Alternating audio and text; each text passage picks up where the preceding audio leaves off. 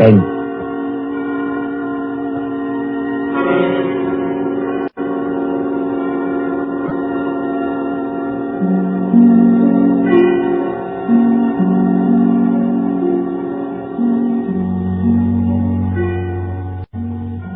The hushed voice, the prowling step in the dead of night, the crime that is almost committed, the stir of nerves at the ticking of the clock, the rescue that might be too late, or the murderer who might get away. Mystery and intrigue and dangerous adventure. We invite you to enjoy stories that keep you in suspense. For suspense, tonight we present The Body Snatchers by John Dixon Carr.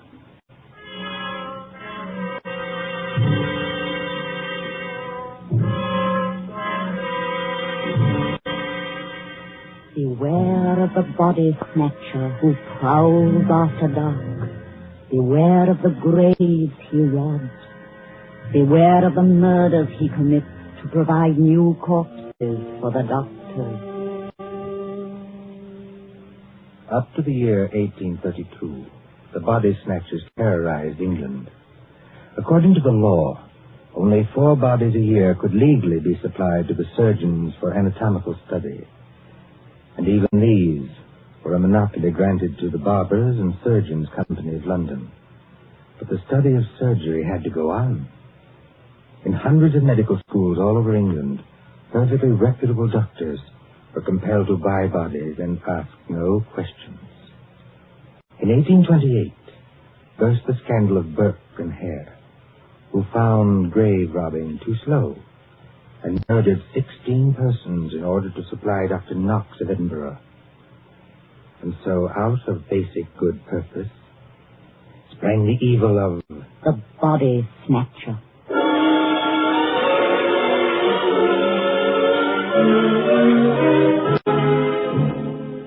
Turn back the clock now to a cold night just 110 years ago. Look into the brick kitchen of a house on Wandsworth Common, not far from London. There, in the light of a tallow dip, sits old Mother Slade in her draggled body. What's that keeping them? 2 hours. 2 mortal hours for the Dutch clock. And they're not here yet. Mother Slade? And the graveyard not half a mile off. And once I thought I heard church bells ring. And one... Mother Slade, did you call? No, my girl, I did not call. But I thought I... And what are you doing up at this hour, my girl? I was only locking up, Mother Slade. Ain't it enough to have taken you over from a good-for-nothing mother, not worth the gunpowder to blow her up? Please, Mother Slade. And given you a good home, and brought you up practically like a lady, with only the housework to do? I'm sorry, Mother Slade. Only I wish you wouldn't talk like that about me own mother. And what do you do, Peggy Lester? You stop up until this hour.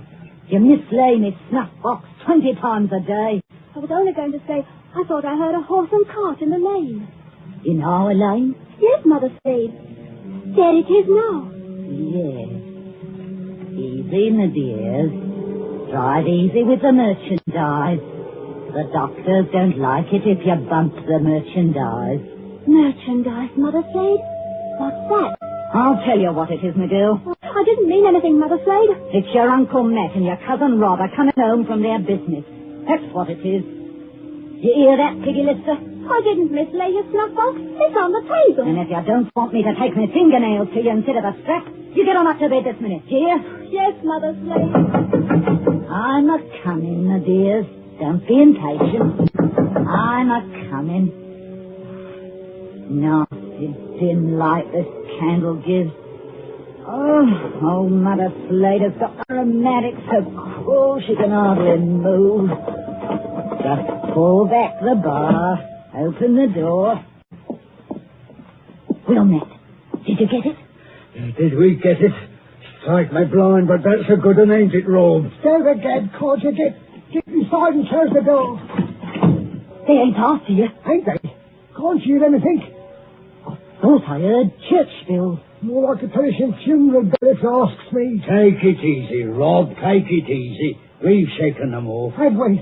I wish I was as certain as some people. The spades and the sack is still in the cart. Let them stay. Who's a-coming to find them? Then you didn't get it after all, you thick-skulled Peter. Now, don't you start a blaming us. Yeah, you shut your potato trap, Mother Slade, or that'll make you shut it. What happened? I'll tell you what happened. We was too quick, that's what. The girl was only buried this afternoon. The sooner the better, my dear. What's the good of the merchandise if it ain't fresh, eh? You hold your noise and listen. We left the horse and cart outside, like we always do. We creeps up to the lit gate of the churchyard. Walk softly, Matt. Walk softly, Rob, in your oily beaver hats and neckcloths, under the starlight and the white-frosted elms. Take care of the graves, too. Spring guns may be set in some of them to protect the dead from marauders. And if the coffin is one of those new iron ones, all your labor will be in vain. Open the gate softly. Don't make such a bloody row with them shovels. I can't help it. I'm loaded down with all this stuff. Oh, and who'll do all the work when we do get there? I will. Matt, Aye? listen. I can't hear nothing except your teeth a-chattering. Matt, there's other people besides us in this here churchyard. Aye, 200 or 300 deaders. But they won't bother us. I mean living people. Don't talk so. Somebody's got a dark lantern. I see it flash past the gravestones. Oh? Where? Can't you see it now? It's coming straight toward us. Yes, I see him. Come on. They've seen us, Matt.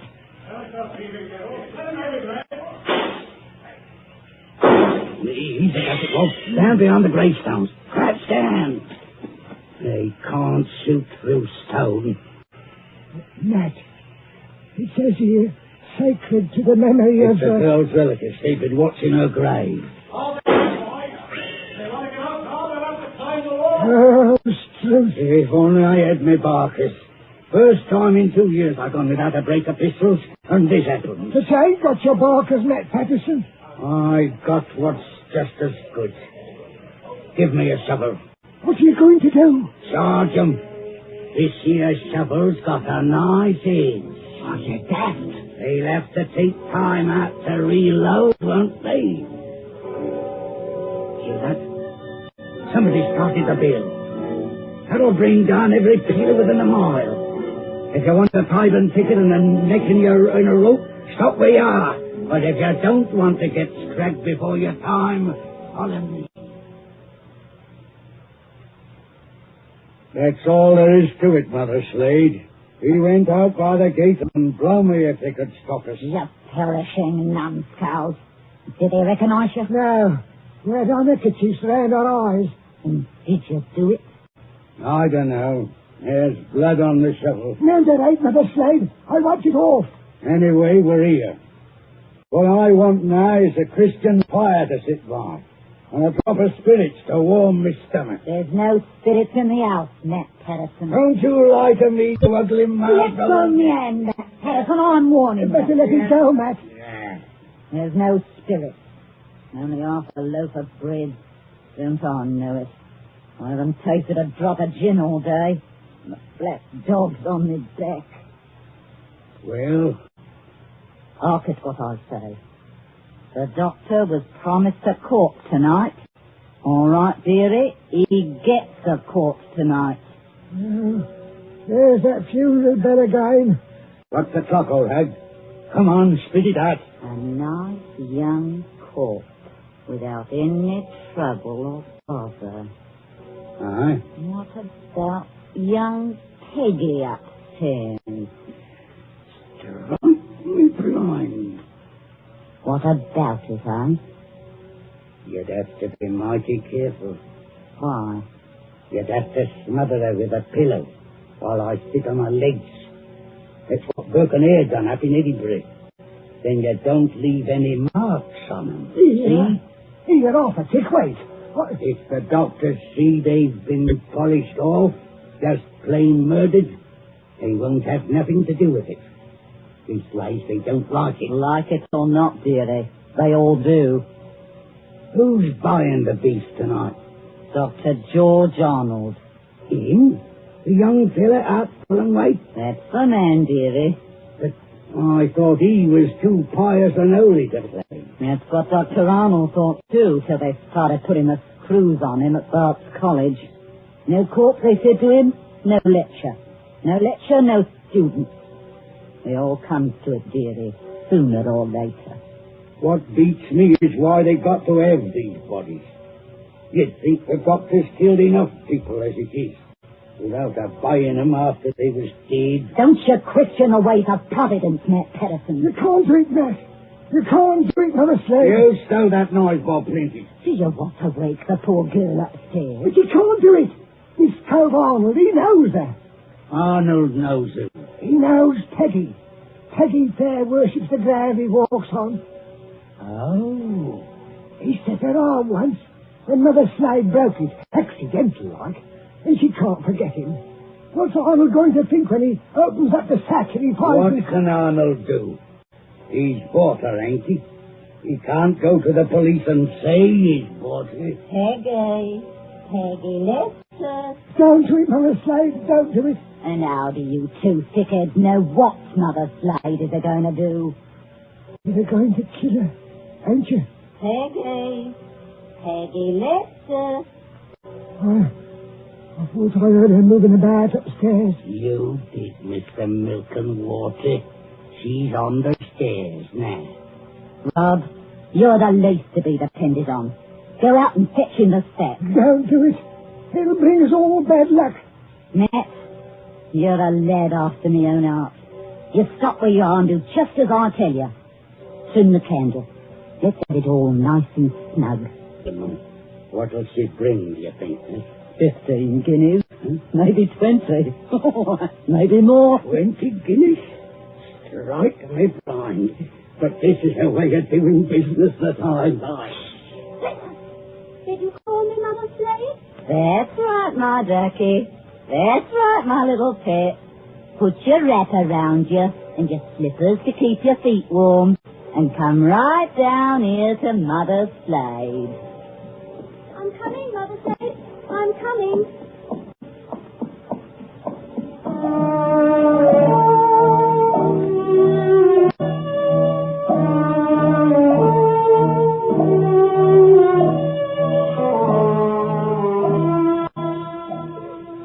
Who in those times would be a surgeon and still be an honest man?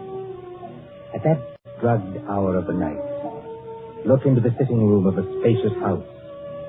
Many candles are still alight there, though they have burned down nearly to their silver sockets.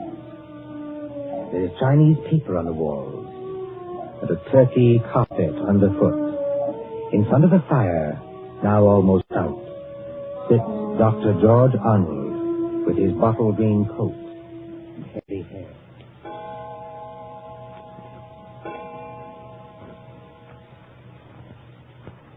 Dr. Arnold, sir. Oh, I beg your pardon, Mrs. Tancred. Dr. Arnold, sir. It's gone 2 o'clock. Yes, so it has. You've got a lecture to deliver tomorrow, and you'll be all worn out. Why don't you go on up to bed? Mrs. Tancred. Yes, sir? You're a jewel of a housekeeper. I admire you, and I can't do without you, but would you please go away and let me alone? Sure, I'm very sorry, sir. No offense intended. Stop. I shouldn't have said that. I'm thinking too much, perhaps. I'm smoking too many cigars, if you'll excuse me. Why must they keep tolling that bell at East Hill Church? Why must they keep it up all night? Well, sir, Elsie says the parson told him to do it. Elsie? Wait. Who is Elsie? Dr. Arnold, sir. I know you're always up in the clouds, mooning over books and whatnot, but I did think you'd recognize the name of your own parlour maid. Oh, that Elsie. I see. Well? Elsie says it's because of the murder in the churchyard. What murder? 2 resurrection men. Body Snatchers, sir. Oh, you wouldn't know anything about such people. No, of course not. They were caught trying to rob a grave, but they got away. One of them was a horrible big fella. slit Willie Kendrick's head open with the edge of a shovel. Is anything wrong, sir? No, not exactly. Well, I thought for a second, seeing how you looked. Did they get the body? Yes, sir. It was Willie Kendrick. His head was split open with a shovel. No, I mean, did these resurrection men get what they were after? No, sir. Thank God. Oh, you may well say that, Doctor. Wasn't exactly speaking in the religious sense, but never mind. What Elsie says, there are what she calls peelers all over the place. Peelers? Yes, these new policemen. After Sir Robert Peel. And somebody from the new detective police that they're using instead of the Bow Street runners. Well, Mr. Tancred, I'm going to smoke one more cigar and then I'm going to bed. Very good, sir. You see, sometimes you give orders, then it's too late to recall them. Whatever the medical practice is, you can't look your conscience in the face afterwards. Then, I can't tell you how or why, a miracle comes along and saves you, and you're free. What was that? Sounds like a horse and cart in the drive, sir. Mrs. Tancred. Yes, Doctor. Would you please go upstairs? Now make haste. If it's visitors, sir, or even a patient. Mrs. Tancred, you heard my instructions. Obey them. Sir, there's the front door Yes, there. I heard it. For the last time, go away. I will admit whatever visitors we have. Yes, sir.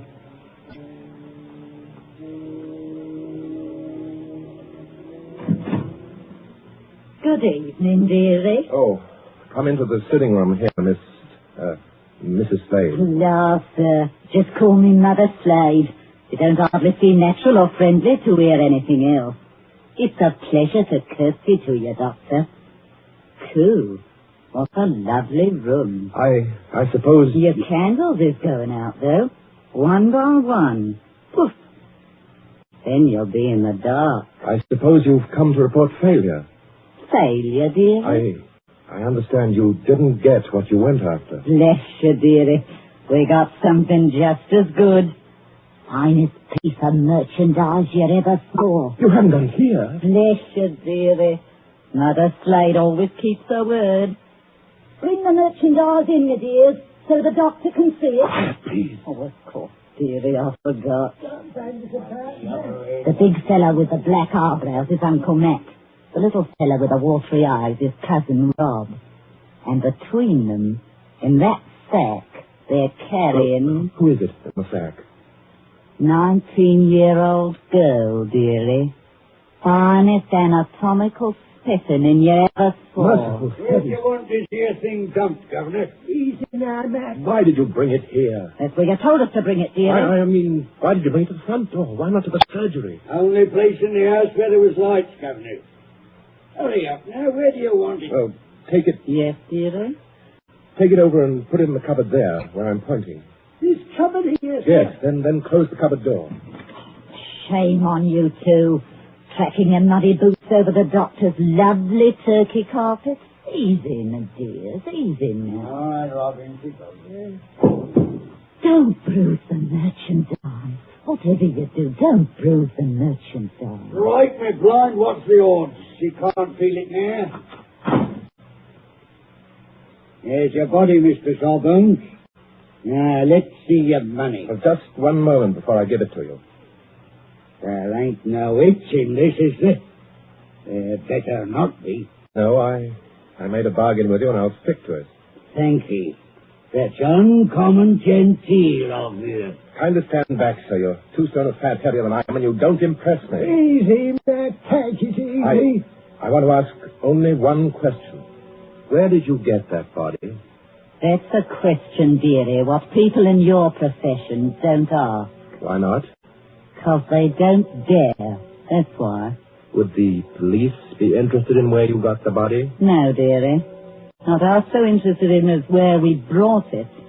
To your house. It's your responsibility now. Yes, I suppose it is.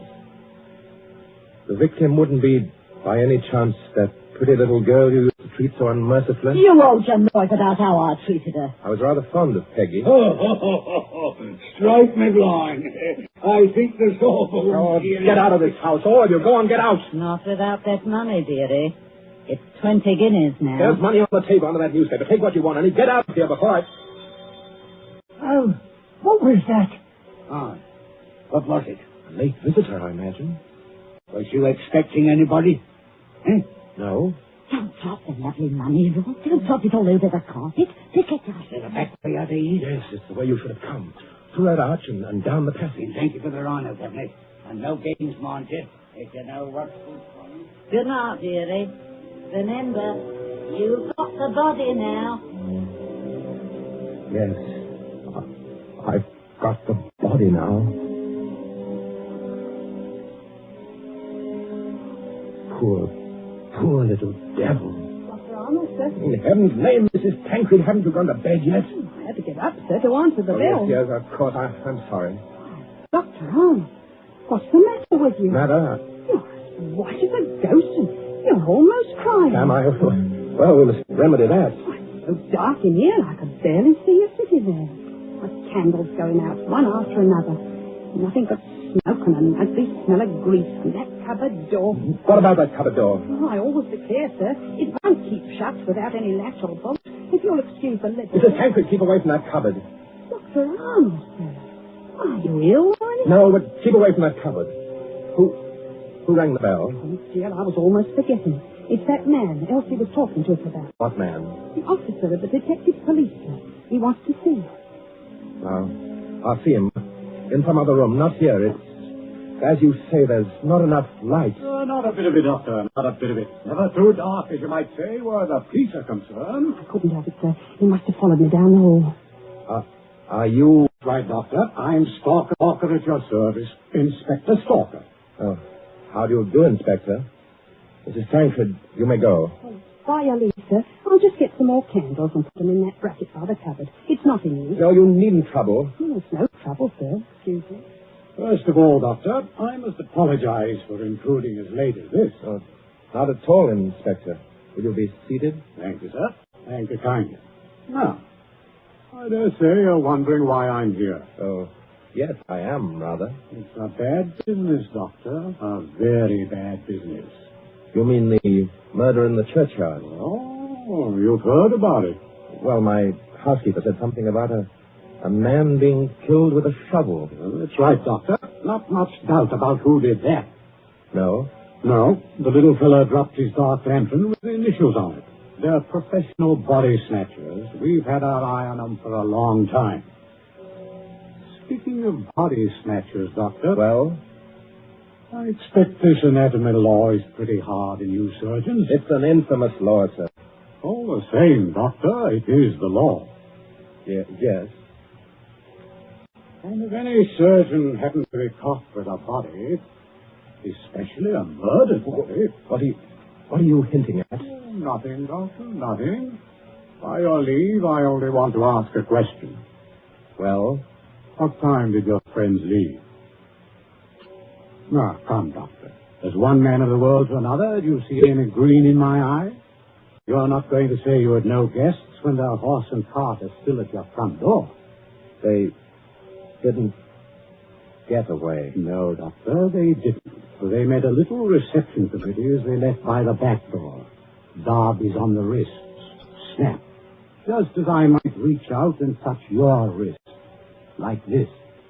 What do you mean by darbies? Handcuffs. I've got a pair in my pocket.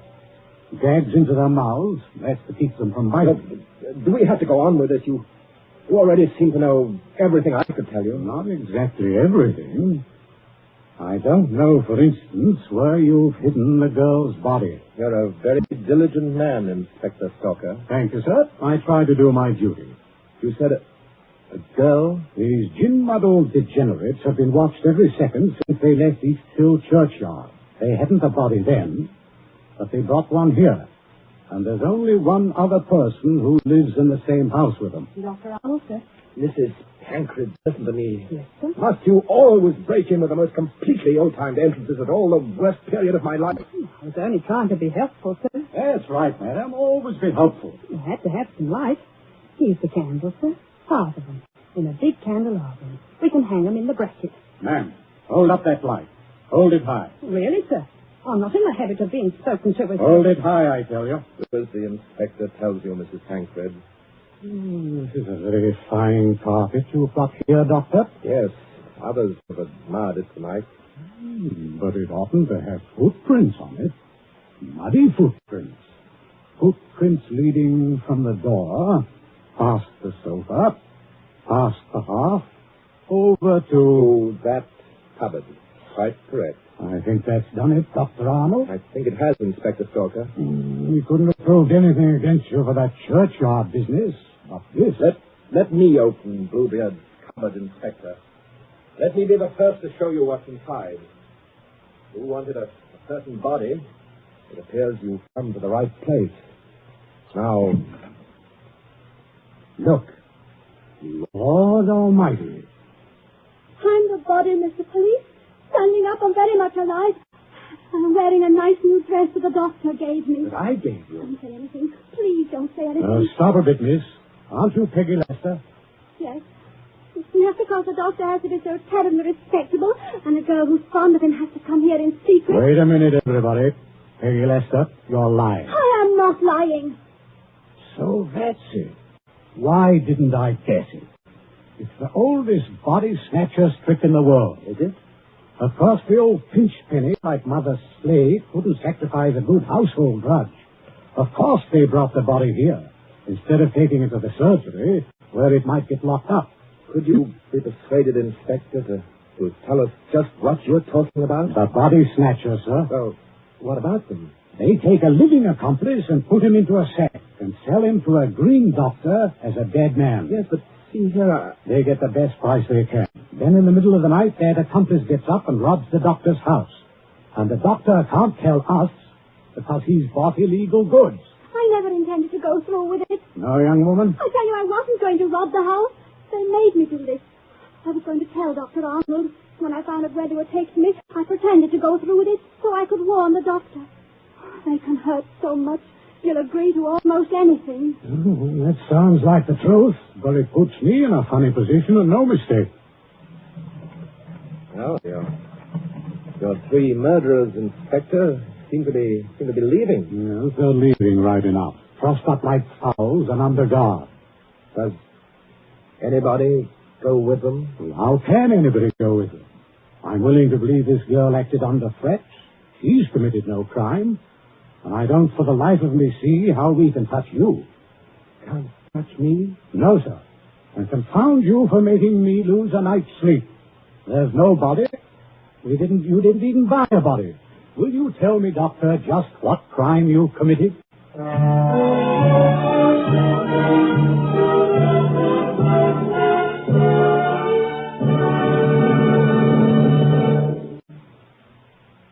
And so ends The Body Snatchers.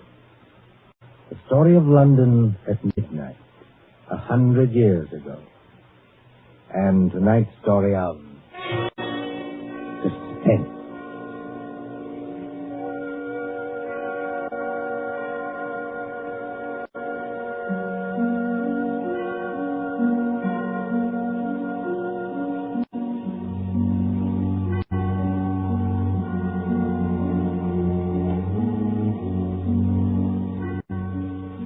Columbia presents these tales of mystery and intrigue and dangerous adventure for your relaxation and enjoyment.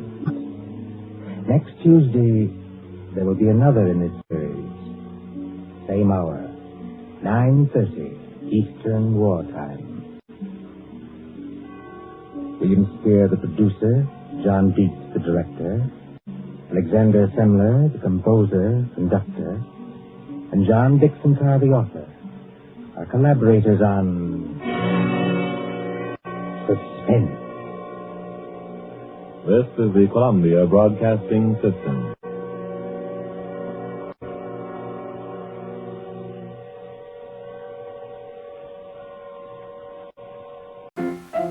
Let's all go to the lobby. Let's all go to the lobby. Let's all go to the lobby to get ourselves a treat.